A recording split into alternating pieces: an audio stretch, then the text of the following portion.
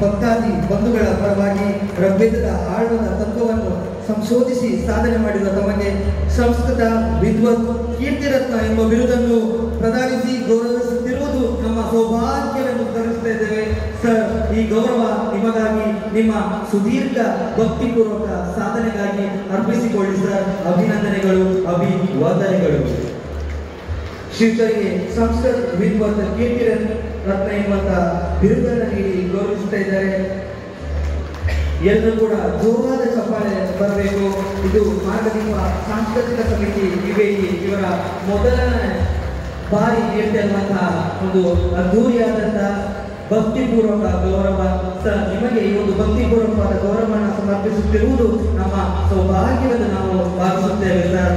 ಅರ್ಪಿಸಿಕೊಳ್ಳಿ. ನಿಮಗಿದು ಅಭಿನಂದನೆ, ಅಭಿವಂದನೆಗಳು.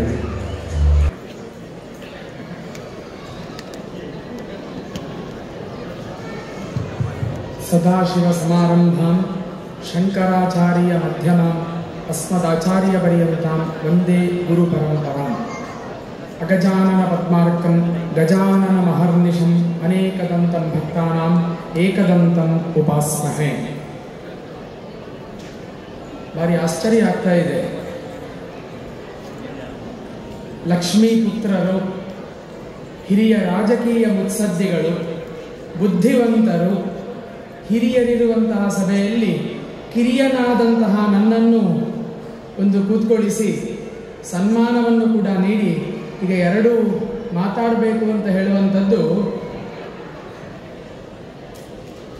ಅದು ಬಹಳ ಒಂದು ಪ್ರಶ್ನಾರ್ಥಕವಾದಂತಹ ವಿಚಾರವಾದರೂ ಕೂಡ ಅದು ಸತ್ಯವಾದದ್ದು ಅಂತ ತಿಳಿದುಕೊಳ್ಳುತ್ತಾ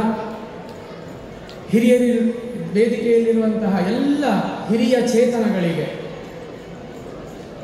ಮಹಾಗಣಪತಿಗೆ ವಂದಿಸುತ್ತಾ ಒಂದೆರಡು ಮಾತುಗಳನ್ನು ಆಡ್ತೇನೆ. ಭಾರಿ ಸಂತೋಷ ಆಯಿತು. ಹೊರಗೆ ದುಬೈಯ ಒಂದು ಬಿಸಿ ತಾಪ ಆದರೆ ಇಲ್ಲಿ ಒಳಗೆ ಬಂದ ಕೂಡಲೇ ಮಂಗಳೂರಿನಲ್ಲೇ ಇದ್ದು ಯಾವುದೋ ಗಣೇಶೋತ್ಸವದಲ್ಲಿ ಭಾಗವಹಿಸಿದ ಒಂದು ಅನುಭವ ನನಗೆ ಆಗ್ತಾ ಇದೆ. ಭಾರಿ ಸಂತೋಷ. ನಮ್ಮ ಸಂಘನಿಕೇತನದ ಅದು ಸಹ ಹಾಗೆ ಹಾಲ್ ಇಷ್ಟು ದೊಡ್ಡದು, ಅಲ್ಲಿ RSSನವ್ರದ್ದು ಹಾಕ್ತಾರೆ. ಇದೇ ರೀತಿಯಾಗಿ ಒಂದು ಕಡೆ ವೇದಿಕೆ, ಒಂದು ಕಡೆ ಗಣಪತಿ ದೇವರು, ಇನ್ನೊಂದು ಕಡೆ ಭಕ್ತ ಸ್ತೋಮ. ಅದೇ ಅನುಭವ ಇವತ್ತು ಈ ವೇದಿಕೆಯಲ್ಲಿ ನನಗೆ ಆಗ್ತಾ ಇದೆ. ಅದರಲ್ಲಿಯೂ ಕೂಡ BR ಶೆಟ್ಟರು, ಅದೇ ರೀತಿಯಾಗಿ ಕೃಷ್ಣ ಪಾಲೆಮಾರವರು, ಉಮಾನಾಥ್ ಕೋಟ್ಯಾನರು, ರಾಘವೇಂದ್ರ ಕುಡುವರ ಜೊತೆಯಲ್ಲಿ ಇನ್ನೂ ಹಿರಿಯರ ಜೊತೆಗೆ ವೇದಿಕೆ ಹಂಚಿಕೊಳ್ಳುವುದು ಅಂತ ಹೇಳಿದರೆ ಇವತ್ತು ನನಗೆ ಮಂಗಳೂರಿನಲ್ಲಿಯೂ ಕೂಡ ಈ ಒಂದು ಚಾನ್ಸ್ ಸಿಕ್ಕಿದ ಇಲ್ವಾ, ಇವತ್ತು ದುಬೈಯಲ್ಲಿ ಸಿಕ್ಕಿದೆ ಅಂತ ಹೇಳಲಿಕ್ಕೆ ತುಂಬ ನಾನು ಸಂತೋಷ ಪಡ್ತೇನೆ. ಮಾರ್ಗದೀಪ ಸಾಂಸ್ಕೃತಿಕ ಸಂಘದವರು ಈ ಒಂದು ಕಾರ್ಯಕ್ರಮವನ್ನು ಉಮಾನಾಥ್ ಕೋಟ್ಯಾನರು ಅದ್ಭುತವಾಗಿ ಮಾತಾಡಿದರು. 11 ವರ್ಷಗಳ ಕಾಲ ನಿರಂತರವಾಗಿ ಆಚರಿಸಿಕೊಂಡು ಬರ್ತಾ ಇದ್ದಾರೆ. ನೋಡಿ, ನಮ್ಮ ಗಣಪತಿ ದೇವರ ಶಕ್ತಿ ಅಂತ ಹೇಳುವಂಥದ್ದು ಎಲ್ಲರನ್ನೂ ಕೂಡ ಸೇರಿಸುವಂತಹ ಶಕ್ತಿ ನಮ್ಮ ಗಣಪತಿ ದೇವರಿಗೆ ಇದೆ. ಅದಕ್ಕೆ ಗಣಪತಿಯನ್ನು ನಾವು ಪೂಜಿಸ್ತೇವೆ, ಆರಾಧನೆ ಮಾಡ್ತೇವೆ. ಇನ್ನೊಂದು, ನಾವೆಲ್ಲರೂ ಕೂಡ ಇಲ್ಲಿ ಒಗ್ಗಟ್ಟಾಗಿದ್ದೇವೆ. ಯಾವುದೇ ಜಾತಿ ಮತ ಭೇದ ಇಲ್ಲದೆ ನಾವು ಗಣಪತಿಯ ಭಕ್ತರು ಅಂತ ಹೇಳುವಂತಹ ಒಂದೇ ಒಂದು ಭಾವನೆಯಿಂದ ನಾವೆಲ್ಲರೂ ಕೂಡ ಇಲ್ಲಿ ಸೇರಿದ್ದೇವೆ. ಇಂತಹ ಒಂದು ಮನಸ್ಥಿತಿ ನಮಗೆ ಬೇಕು. ಯಾಕೆ ಅಂತ ಕೇಳಿದರೆ, ನಾವೀಗ ಏನಾಗಿದೆ, ನಮಗೆ ನಾನು, ನನ್ನ ಹೆಂಡತಿ, ಮಕ್ಕಳು, ಸಂಸಾರವೂ ಬೇಡ, ಕುಟುಂಬವೂ ಬೇಡ, ಅಲ್ಲಿಗೆ ಸೀಮಿತವಾಗಿ ಸ್ವಾರ್ಥಪರವಾದಂತಹ ಜೀವನವನ್ನು ನಾವು ಮಾಡ್ತಾ ಇದ್ದೇವೆ. ಇದಕ್ಕೊಂದು ಸಣ್ಣ ಕತೆ ನನಗೆ ನೆನಪಾಗ್ತದೆ. ಎಷ್ಟು ಚೆನ್ನಾಗಿದೆ ನೋಡಿ ಆ ಕತೆ. ಒಂದು ಊರಿನಲ್ಲಿ ಒಬ್ಬ ಅಜ್ಜಿ ಇದ್ಲಂತೆ. ಆ ಅಜ್ಜಿಗೆ ಈ ಬುದ್ಧನ ಬಗ್ಗೆ ಅನನ್ಯವಾದಂತಹ ಭಕ್ತಿ. ತುಂಬ ಆ ಬುದ್ಧನನ್ನು ಬೇರೆ ಬೇರೆ ರೀತಿಯಲ್ಲಿ ಪೂಜಿಸ್ತಾ ಇರ್ತಾಳೆ. ಬುದ್ಧನ ಒಂದು ಸಣ್ಣ ವಿಗ್ರಹವನ್ನು ಇಟ್ಟುಕೊಂಡು ದಿವಸ ಅದಕ್ಕೆ ಹೂ ಇಡುವುದು, ಆರತಿ ಮಾಡುವುದು, ಊದುಬತ್ತಿಯಿಂದ ಆರತಿ ತೋರಿಸುವುದು, ಹೀಗೆಲ್ಲ ಮಾಡ್ತಾ ಇರ್ತಾಳೆ. ಒಂದು ದಿವಸ ಅವಳ ಮನಸ್ಸಿಗೆ ಬಂತು, ನಾನು ಬುದ್ಧನಿಗೆ ಪೂಜೆಯನ್ನು ಮಾಡಿ ಊದುಬತ್ತಿಯನ್ನು ತೋರಿಸ್ತೇನೆ, ಆ ಊದುಬತ್ತಿಯ ಪರಿಮಳ ಎಲ್ಲ ಕಡೆಗೂ ಕೂಡ ಹೋಗ್ತದೆ.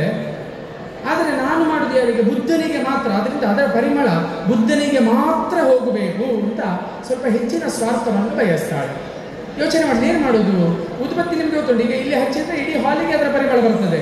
ಏನು ಮಾಡಿದ್ದು, ಒಂದು ಸಣ್ಣ ಒಂದು ಪೆಟ್ಟಿಗೆಯನ್ನು ತಂದು ಬುದ್ಧನ ಮೂರ್ತಿಯನ್ನು ಅದರ ಒಳಗೆ ಇಟ್ಲು, ಊದುಬತ್ತಿಯನ್ನು ಹೊತ್ತಿಸುವುದು, ಅದರ ಹೊಗೆ ಹೋಗುವ ಮೊದಲಿಗೆ ಆ ಬುದ್ಧನ ಪೆಟ್ಟಿಗೆಯ ಒಳಗೆ ಇಟ್ಟು ಅದನ್ನು ಮುಚ್ಚಿಬಿಡುವಂಥದ್ದು. ಯಾಕೆ?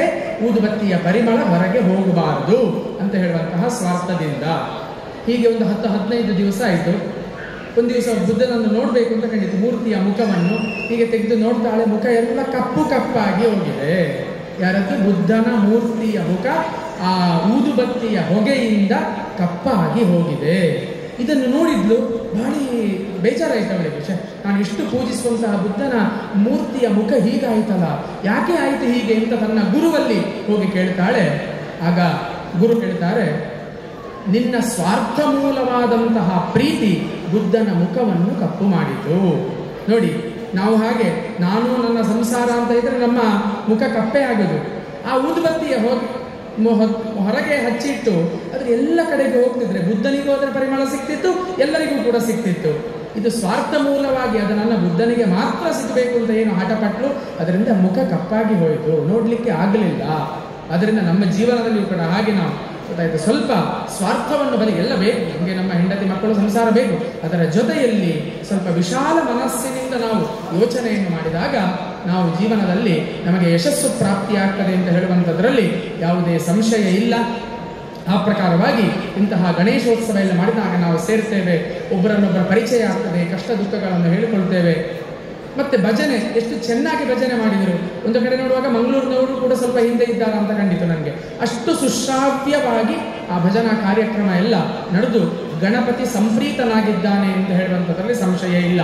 ಕಲವು ದುರ್ಗಾ ವಿನಾಯಕವು ಅಂತ ಒಂದು ಕಲಿಯುಗದಲ್ಲಿ ಗಣಪತಿ ದೇವರು ಮತ್ತು ದುರ್ಗೆ ನಮಗೆ ಬೇಗ ಅಭೀಷ್ಟವನ್ನು ನೆರವೇರಿಸುವಂತಹ ದೇವತೆಗಳು. ಅವರ ಆರಾಧನೆಯನ್ನು ವಿಶೇಷ ರೂಪದಲ್ಲಿ ಇವತ್ತು ನಡೆಸಿದ್ದುಂಟು ಈ ಭೂಮಿಯಲ್ಲಿಯೂ ಕೂಡ. ಯಾಕೆ ಅಂತ ಕೇಳಿದ್ರೆ, ನಮ್ಮ ಭಾರತ ಭೂಮಿಯನ್ನು ನಾವು ಕರ್ಮ ಭೂಮಿ ಅಂತ ಹೇಳ್ತೇವೆ, ಇದು ಭೋಗ ಭೂಮಿ. ಆದರೂ ಕೂಡ ಇಲ್ಲಿ ಕರ್ಮವನ್ನು ಮಾಡಿದರೆ ಇದು ಕೂಡ ಕರ್ಮ ಭೂಮಿ ಆಗಲಿಕ್ಕೆ ಸಾಧ್ಯ ಉಂಟು. ಅದಕ್ಕೆ ನಾವು ನಮ್ಮ ಭಾರತ ಭೂಮಿಯ ಮಣ್ಣನ್ನು ಕೂಡ ಭಸ್ಮ ಅಥವಾ ಕುಂಕುಮ ಅಂತ ಹಣೆಗೆ ಹಚ್ಚಿಕೊಳ್ತೇವೆ. ಒಂದು ಕಡೆ ಹೇಳ್ತಾರೆ ಹಿರಿಯರು, ಆ ಭೂಮಿಯಲ್ಲಿ ಒಂದು ಕ್ಷಣ ಜನ್ಮ ವ್ಯಕ್ತಿ ಆ ಮರುಕ್ಷಣವೇ ಪ್ರಾಣ ಹೋದ್ರೂ ತೊಂದರೆ ಇಲ್ಲ ಅಂತೆ. ನಾನು ಭಾರತದಲ್ಲಿ ಹುಟ್ಟಿದ್ದೇನೆ ಅಂತ ಹೇಳುವಂತಹ ಒಂದು ಏನು ಸಂತೋಷ ನನ್ನಲ್ಲಿ ಇರ್ತದೆ. ಅಂತಹ ಒಂದು ಪವಿತ್ರವಾದಂತಹ ಅದು ಅಥೋಹಿ ಕರ್ಮಭೂರೇಶ ತಥೋನ್ಯ ಭೋಗ ಭೂಮಯ ಅಂತ ಸಂಸ್ಕೃತದಲ್ಲಿ ಮಾತು ಬರ್ತದೆ. ಆದ್ದರಿಂದ ಈ ಭೂಮಿಯು ಕೂಡ ಇಂತಹ ಒಂದು ಒಳ್ಳೆಯ ಕಾರ್ಯಕ್ರಮಗಳು ನಡೆದಾಗ ಕರ್ಮ ಭೂಮಿ ಆಗಲಿಕ್ಕೆ ಸಾಧ್ಯ ಇದೆ ಅಂತ ಹೇಳ್ದ. ಭಾರಿ ವಿಶೇಷ. ಇವತ್ತು BR ಶೆಟ್ಟರ ಜೊತೆಯಲ್ಲೆಲ್ಲ ನಾನು ಕೂತ್ಕೊಳ್ತೇನೆ ಅಂತ ನನಗೆ ಅಂದಾಜೆ ಇರಲಿಲ್ಲ. ಯಾಕೆಂತ ಹೇಳಿದ್ರೆ ದಾನಶೂರ ಕರ್ಣ ಅಂತ ಒಂದು ಮಾತು ನನಗೆ ನೆನಪಾಗ್ತದೆ. ಅವರನ್ನು ನೋಡಿ ಒಂದು ಸಣ್ಣ ಕಥೆ ಹೇಳಿ ಮುಗಿಸ್ತೇನೆ. ನಾವು ದಾನ ಮಾಡಿದ್ದು, ಒಳ್ಳೆ ಕೆಲಸ ಮಾಡಿದ್ದು ಹೇಗೆ ನಮ್ಮ ಜೊತೆಯಲ್ಲಿ ಇರ್ತದೆ ಅಂತ. ಕರ್ಣ, ದಾನಶೂರ ಕರ್ಣ ಅಂತ ನಮಗೆ ಗೊತ್ತಿರುತ್ತೆ, ಮಹಾಭಾರತದಲ್ಲಿ ಬರುವ. ದಾನ ಮಾಡಿ ಮಾಡಿ ಎಲ್ಲವೂ ಕೂಡ ಖಾಲಿ ಆಯ್ತಂತೆ. ಒಂದು ದಿವಸ ಅವನ ಹತ್ರ ಇರುವವರು ಹೇಳಿದ್ರಂತೆ, ಹೀಗೆ ದಾನ ಮಾಡ್ತಾ ಹೋದರೆ ನಿನ್ನಲ್ಲಿ ಕೊನೆಗೆ ಏನೂ ಕೂಡ ಉಳಿಯುವುದಿಲ್ಲ, ಸ್ವಲ್ಪ ಜಾಗ್ರತೆ ಮಾಡು ಅಂತ ಕರ್ಣನಿಗೆ ಹೇಳ್ತಾರಂತೆ. ಆಗ ಕರ್ಣ ಹೇಳುವಂತಹ ಮಾತು ಇದು ಮಹಾಭಾರತದಲ್ಲಿ ಬರ್ತದೆ. ಶಿಕ್ಷಾ ಕ್ಷಯಂ ಗಚ್ಚತಿ ಕಾಲಪರ್ಯಯಾತ್ ಸುಬದ್ಧ ಮೂಲಾಹ ನಿಪತಂತಿ ಪಾದಪಾಹ ಜಲಂ ಜಲಸ್ಥಾನಗತಂಚ ಶುಷ್ಯತಿ ಹೃತಂಚ ದತ್ತಂಚ ತಥೈವ ತಿಷ್ಠತಿ ಅಂತ ಹೇಳ್ತಾರೆ. ಅದ್ಭುತವಾದಂತಹ ಮಾತು. ಶಿಕ್ಷಾ, ಒಬ್ಬ ಮನುಷ್ಯ ಎಷ್ಟೇ ವಿದ್ಯಾಭ್ಯಾಸ ಮಾಡಿರ್ಬೋದು, ಡಾಕ್ಟರೇಟ್ ಅದು ಇದೆಲ್ಲ ಆಗಿರ್ತದೆ, ಒಂದು 60-70 ವರ್ಷ ಆದಾಗ ಅದೆಲ್ಲ ಮರೆಯು ಶುರುವಾಗ್ತದೆ. ಅದು ಶಾಶ್ವತ ಅಲ್ಲ ವಿದ್ಯೆ ಅಂತ ಹೇಳುವಂಥದ್ದು. ದೊಡ್ಡ ದೊಡ್ಡ ಮರವನ್ನು ನೋಡ್ತೇವೆ ನಾವು, 100-500 ವರ್ಷ ಇರ್ಬೋದು. ಆದರೆ ಒಂದು ದಿವಸ ದೊಡ್ಡ ಗಾಳಿ ಮಳೆ ಬಂದ ಅದು ಕೂಡ ನೆಲ ಕಚ್ಚಿ ಹೋಗ್ತದೆ. ಜಲಂ ಜಲಸ್ಥಾನಗತಂಚ ಶುಷ್ಯತಿ, ದೊಡ್ಡ ನದಿ ಹರಿತಾ ಇರ್ತದೆ. ಬಿಸಿಲು ಬೇಸಿಗೆ ಕಾಲ ಬಂದ ಕೂಡಲೇ ಆ ನದಿ ಎಲ್ಲವೂ ಕೂಡ ನೀರು ಆರಿ ಹೋಗಿ ಅಲ್ಲಿ ನದಿ ಇರ್ತಾ ಇಲ್ವಾ ಅಂತ ಸಂಶಯ ನಮಗೆ ಬರ್ತದೆ. ಯಾವುದು ಕೂಡ ಶಾಶ್ವತ ಅಲ್ಲ. ಹಾಗಾದರೆ ಶಾಶ್ವತ ಯಾವುದು? ಹೃತಂಚ ದತ್ತಂಚ ತಥೈವ ತಿಷ್ಠತಿ. ನಾವು ನಮ್ಮ ಜೀವಿತಾವಧಿಯಲ್ಲಿ ಮಾಡಿದಂತಹ ಇಂತಹ ಸತ್ಕರ್ಮಗಳು, ಯಾಗ ಯಜ್ಞಗಳು, ಅದರ ಫಲ ಮತ್ತೆ ದಾನ ಮಾಡಿದ್ದರ ಫಲ ಅದು ನಮ್ಮ ಬೆನ್ನ ಹಿಂದೆ ಯಾವಾಗಲೂ ಕೂಡ ಇರುತ್ತದೆ. ನಾವು ಯಾವಾಗ ಬೀಳ್ತೇವೆ ಆಗ ಆ ಪುಣ್ಯದ ಫಲ ನಮ್ಮನ್ನು ರಕ್ಷಣೆ ಮಾಡ್ತದೆ ಅಂತ ಕರ್ಣನು ಅಲ್ಲಿರುವಂತಹ ವ್ಯಕ್ತಿಗಳಿಗೆ ಹೇಳ್ತಾನೆ. ಆದ್ದರಿಂದ ಆ ದಾನ ಅಂತ ಹೇಳುವಂಥದ್ದಕ್ಕೆ ಅಷ್ಟು ಶಕ್ತಿ ಉಂಟು. ಅಂತಹ ಮಹಾತ್ಮರಲ್ಲಿ ಇರುವಂತಹ ಒಂದು ವೇದಿಕೆ ಇವತ್ತು ಅರ್ಥಪೂರ್ಣವಾಗಿ ಎಲ್ಲರೂ ಕೂಡ ನಾವು ಸೇರಿ ಗಣೇಶೋತ್ಸವವನ್ನು ಆಚರಿಸಿದ್ದೇವೆ. ಅರ್ಥಪೂರ್ಣವಾದಂತಹ ಕಾರ್ಯಕ್ರಮ. ಇದರಿಂದ ಎಲ್ಲರೂ ಕೂಡ ಸರ್ವೇ ಜನಾಃ ಸುಖಿನೋ ಭವಂತು ಅಂತ ಹೇಳ್ತೇವೆ. ಅದನ್ನು ಹೇಳಿಕೊಟ್ಟವರೇ ನಾವು. ಎಲ್ಲರಿಗೂ ಕೂಡ ಇವತ್ತು ಎಲ್ಲರೂ ಕೂಡ ಹೇಳಲಿಕ್ಕೆ ಶುರು ಮಾಡಿದ್ದಾರೆ. ಆದರೆ ಅದು ಎಲ್ಲರಿಗೂ ಕೂಡ ಇವತ್ತು ಹೇಳಿಕೊಟ್ಟವರು ನಾವು. ಆದ್ದರಿಂದ ಪೂಜೆಯ ಕೊನೆಯಲ್ಲಿ ನಮ್ಮ ಧ್ಯೇಯ ವಾಕ್ಯ ಸರ್ವೇ ಜನಾಃ ಸುಖಿನೋ ಭವಂತು. ಮತ್ತು ಇನ್ನೊಂದು ಕಡೆ ನಾವು ಧರ್ಮ ಅಂತ ಮಾತಾಡ್ತೇವೆ. ಎಲ್ಲರೂ ಕೂಡ ಸಾಮಾಜಿಕವಾಗಿ ಇಂತಹ ಕಾರ್ಯಕ್ರಮದಲ್ಲಿ ಉಮಾನಾಥ್ ಕೋಟೆ ಅವರು ಹೇಳಿದರು, ಇಲ್ಲಿ ನಮ್ಮವರಿಗೆ ಇಂತಹ ಧರ್ಮ ಬೋಧನೆಯ 4 ಮಾತುಗಳನ್ನು ಆಡಲಿಕ್ಕೆ ಬೇರೆ ಕಡೆ ಅವಕಾಶ ಇಲ್ಲ. ಅನ್ಯಮತೀಯರಿಗೆ ಅವರವರ ಕೇಂದ್ರಗಳಲ್ಲಿ ವ್ಯವಸ್ಥೆ ಉಂಟು. ಆದಿತ್ಯವಾರವೋ ಶುಕ್ರವಾರವೋ ಬರೆದು ಎಲ್ಲರೂ ಕೂಡ ಅವರ ಮುಖ್ಯಸ್ಥರು ವಿಷಯಗಳನ್ನು ಹೇಳ್ತಾರೆ. ನಮ್ಮವರಿಗೆ ಅದಕ್ಕೆ ವ್ಯವಸ್ಥೆ ಇಲ್ಲ. ವಾರದಲ್ಲಿ 1 ದಿವಸ, ತಿಂಗಳಲ್ಲಿ 1 ದಿವಸ ಅಂತ. ಇಂಥ ಕಾರ್ಯಕ್ರಮಗಳು ನಡೆದಾಗ ಇಲ್ಲಿ ಏನಾದರೂ 1-2 ಧರ್ಮದ ಮಾತುಗಳನ್ನು ಆಡಿದರೆ ಅದನ್ನು ಕೇಳಿಸಿಕೊಂಡು ನಾವು ಒಳ್ಳೆಯ ದಾರಿಯಲ್ಲಿ ಪ್ರವರ್ತಿಸಲಿಕ್ಕೆ ಆಗ್ತದೆ ಅಂತ ಹೇಳುವಂತಹ ಒಂದೇ ಒಂದು ಉದ್ದೇಶ ಈ ಕಾರ್ಯಕ್ರಮದು. ಆ ಪ್ರಕಾರವಾಗಿ ಧರ್ಮ ಅಂತ ಹೇಳಿದರೆ ಏನು ಮಾತಾಡ್ತೇವೆ, ನಮಗೆ ಗೊತ್ತಿಲ್ಲ. ಧರ್ಮ ಅಂತ ಹೇಳಿದರೆ ಸೂಕ್ಷ್ಮವಾಗಿ ಹೇಳ್ತೇನೆ, ಮನುಷ್ಯ ಶರೀರವನ್ನು ಧರಿಸಿರುವಂತಹ ಜೀವಿಯು ಸ್ವಚ್ಛಂದ ವರ್ತನೆಯಿಂದ ಚಿತ್ತವನ್ನು ಕಲುಷಿತಗೊಳಿಸದಂತೆ ವಿಕಾಸ ಪಥದಿಂದ ಪತಿತನಾಗಿ ಪುನಃ ಕ್ಷುದ್ರ ಶರೀರವನ್ನು ಧರಿಸುತ್ತಾ ಬವಣೆ ಪಡದಂತೆ ತಡೆದು ನಿಲ್ಲಿಸುವ ಸಾಮರ್ಥ್ಯವುಳ್ಳ ನಮ್ಮ ಆಚರಣೆ, ನೀತಿ, ನಿಯಮ, ಸಂಪ್ರದಾಯಗಳನ್ನೇ ನಾವು ಧರ್ಮ ಅಂತ ಹೇಳ್ತೇವೆ, ಸೂಕ್ಷ್ಮದಲ್ಲಿ ಹೇಳುವುದಾದ್ರೆ. ಆದ್ದರಿಂದ ನಾವೆಲ್ಲರೂ ಕೂಡ ಧರ್ಮ ಮಾರ್ಗದಲ್ಲಿ ಪ್ರವರ್ತಿಸೋಣ ಅಂತ ಹೇಳ್ತಾ, ಮಾರ್ಗದೀಪ ಸಾಂಸ್ಕೃತಿಕ ಸಂಘದ ಎಲ್ಲ ಸದಸ್ಯರಿಗೂ ಕೂಡ ಭಗವಂತ ಒಳ್ಳೆಯದು ಮಾಡಲಿ ಅಂತ ಹೇಳ್ತಾ ನನ್ನ 2 ಮಾತುಗಳನ್ನು ಕೃಷ್ಣಾರ್ಪಣಮಸ್ತು ಅಂತ ಮುಗಿಸ್ತೇನೆ. ನಿಗಮಪತಯೇ ನಮಃ, ನಿಗಮಕಾಂತಿಕಾಯ ನಮಃ.